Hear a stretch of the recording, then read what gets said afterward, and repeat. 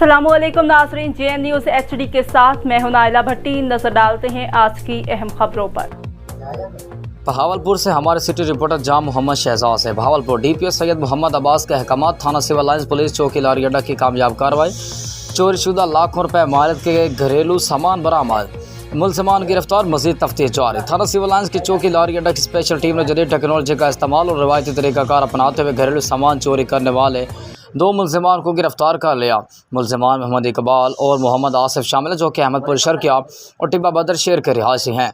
मुलजमान से लाखों रुपए मालियत के घरेलू सामान बरामद कर लिया गया। बरामदा सामान में इलेक्ट्रिक ओवन, लैपटॉप्स, LCDs, जेवरात, इलेक्ट्रॉनिक्स का सामान, कपड़े वगैरह शामिल हैं।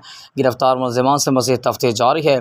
शहरियों को रिलीफ इसी सूरत दिया जा सकता है कि उनका चोरी हुआ माल बरामद करके असल मालिकान के हवाले किया जाए।